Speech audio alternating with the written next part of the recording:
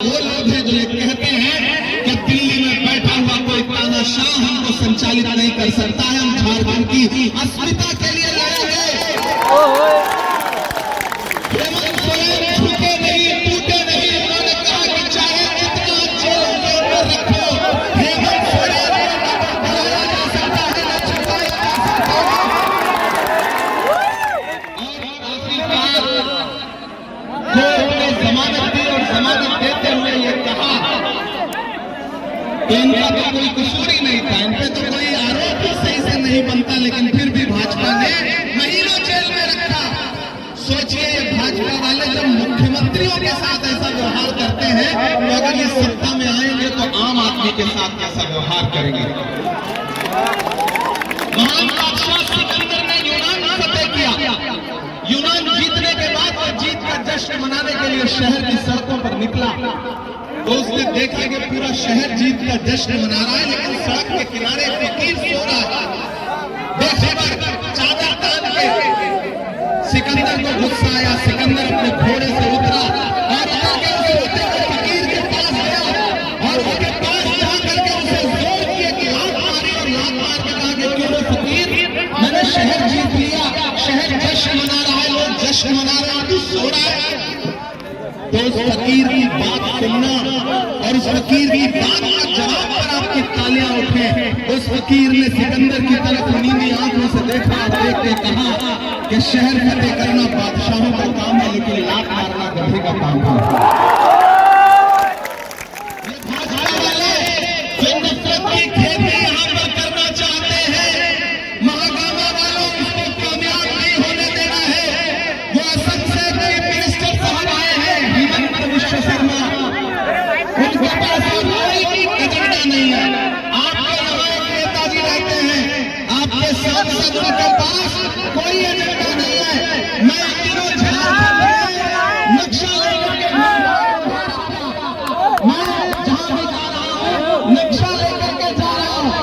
ये जो आकर के आपके बीच में कह रहे हैं घुसपैठिया, मैं तो यहाँ के सांसद से भी कहूंगा और असम के मुख्यमंत्री से भी कहूंगा कि मेरे हाथ में जो भारत का नक्शा है इसमें आइए देखिए ये है झारखंड।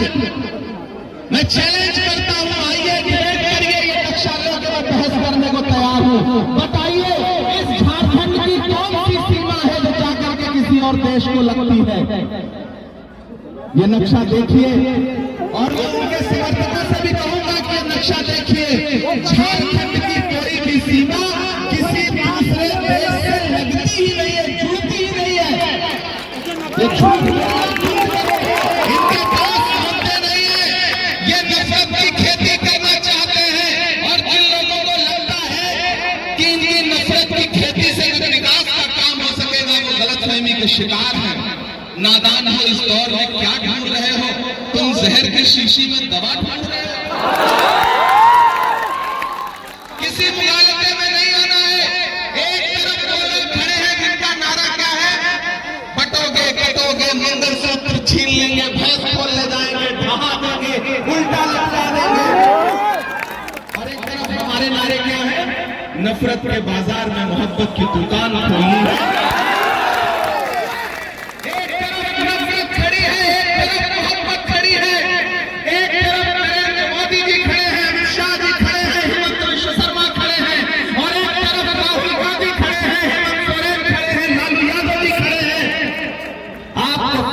कि नफरत के साथ जाना है या मोहब्बत के साथ जाना है। मैं अपनी बहन के लिए आपसे अपील करने आया हूं, हजारों किलोमीटर दूर से मेरे भाइयों, कि ये लड़ाई बहुत बड़ी है। इस लड़ाई में एक भी वोट इधर उधर कहीं देने का मतलब है भाजपा को सीधे फायदा पहुंचाना।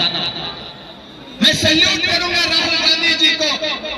याद करिए वो नारा 400 पार का, और याद करिए उस समय भाजपा के नेताओं के भाषण, चाहे अनिल ठेकरे हो, चाहे रणवीर सिंह हो, चाहे दिया बेटा हो, चाहे अरुण गोविल हो। एक नारा था उनका कि हमें बहुमत दो, हमें संविधान बदलना है। लेकिन ये तो भारत की जनता का आभार कि 400 पार का नारा लगाने वालों ने 240 पे पटक दिया। लगे हुए हेमंत सोरेन, कल्पना जी और कांग्रेस के सिपाही, कांग्रेस के कार्यकर्ता, आरजेडी के सिपाही लड़ाई को लड़ रहे हैं। और मैंने बहन दीपिका पांडे का काम देखा है, इसलिए मैं आपसे कहने आया हूं कि आने वाले दिनों में जब 20 तारीख को आप घरों से बाहर निकलेंगे तो सिर्फ ये सोच के मत जाइएगा कि विधायक चुनने जा रहे हो, ये सोच के जाना कि आप आने वाली सरकार में एक मजबूत कैबिनेट मंत्री चुनने जा रहे हो। छोटी छोटी नाराजगी होती है, मनमुटाव होता है, शिकायतें होती हैं, लेकिन जब लड़ाई बड़ी हो तो छोटी छोटी चीजें भुलानी पड़ती है, नजरअंदाज करनी पड़ती है। मैं इसलिए भी आपसे कहता हूं, ये सिर्फ विधायकी चुनाव का चुनाव नहीं है हराने जिताने का, ये आने वाले दिनों में भारत के आईन को, संविधान को बचाने का चुनाव है। इसलिए आप सबको इस लड़ाई में गठबंधन के प्रत्याशियों के साथ खड़ा होना पड़ेगा। पूरे गोड्डा डिस्ट्रिक्ट में जो भी गठबंधन के प्रत्याशी हैं, आपको उनका सपोर्ट करना पड़ेगा। मैं आपसे अपील करता हूं मेरे भाई, इस चुनाव में मैंने कहा ना, मैं बहुत दूर से आया हूं, नया पाने की चाहत में पुराना छूट जाता है, तुझे अपनाऊं तो मुझसे जमाना रूठ जाता है। मोहब्बत पढ़ने लिखने में बहुत आसान है, लेकिन मोहब्बत को निभाने में पसीना छूट जाता है। आप घंटों से यहाँ खड़े हैं इस तपती दोपहरी में मेरी मोहब्बत में, दीपिका जी के समर्थन में, राहुल गांधी के लिए। मैं तो सियासत की दुनिया का आदमी नहीं था, खुदा ने मुझे शायरी लिखने, कहने, पढ़ने की सलाहियत दी, तो मेरा खुदा गवाह है कि मैंने उस शायरी का इस्तेमाल महबूबा के जुल्फ और आंचल पे नज़्में पढ़ने के लिए नहीं किया। मैंने अपनी शायरी का इस्तेमाल